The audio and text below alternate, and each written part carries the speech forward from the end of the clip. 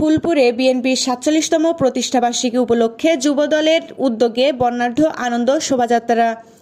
ইব্রাহিম হোসেন, ময়মনসিংহ ফুলপুর প্রতিনিধির ভিডিওচিত্রে বিস্তারিত। ময়মনসিংহের ফুলপুরে বাংলাদেশ জাতীয়তাবাদী দল বিএনপির ৪৭তম প্রতিষ্ঠাবার্ষিকী উদযাপন উপলক্ষে উপজেলা ও পৌর যুবদলের উদ্যোগে বর্ণাঢ্য আনন্দ শোভাযাত্রা ও সমাবেশ অনুষ্ঠিত হয়েছে।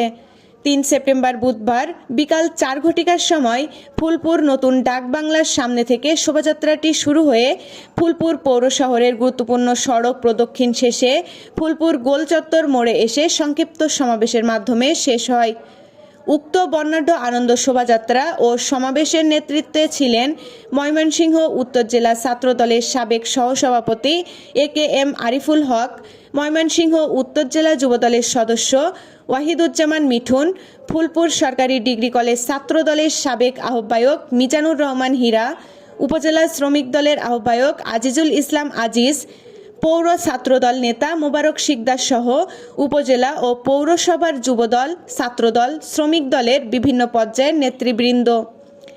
সমাবেশ বক্তাগণ বলেন, আমরা যারা দুর্দিনে আন্দোলন সংগ্রামে অংশগ্রহণ করেছি, আওয়ামী লীগের দ্বারা নির্যাতিত হয়েছে, আজকে দলের মধ্যে আমাদের যথাযথ মূল্যায়ন নেই। আজকে আমরা যারা মিছিলের নেতৃত্ব দিয়েছি, আমরা যদি সামনের সারিতে না থাকতাম, প্রতিটি মিছিলেই আওয়ামী লীগের লোকজন নেতৃত্ব দিত। আমাদের বিএনপির অনেক নেতা দল ভারী করার জন্য আওয়ামী লীগের লোকদের দলে ভিড়িয়েছে। আপনারা সকলেই তাদেরকে চেনেন। আমরা আজকেও দেখেছি অনেক আওয়ামী লীগের লোকজন বিএনপির মিছিলে অংশগ্রহণ করেছে। যারা আওয়ামী লীগকে লালন পালন করছেন তাদেরকে ইজ্জত সম্মান নিয়ে চলেন, নাইলে সাদা পাঞ্জাবিও থাকবে না। ফুলপুর আমাদের বাড়িঘর, নাটক বন্ধ করেন। আওয়ামী লীগের দালালদের ভাবতেন শক্ত হাতে প্রতিরোধ ফুলপুরের বাড়িতে করে তুলবো। বক্তাগণ বলেন, যারা আওয়ামী লীগকে লালন পালন করেছেন তারা সাবধান হয়ে যান, তা না হলে এর জন্য কঠিন মাশুল দিতে হবে।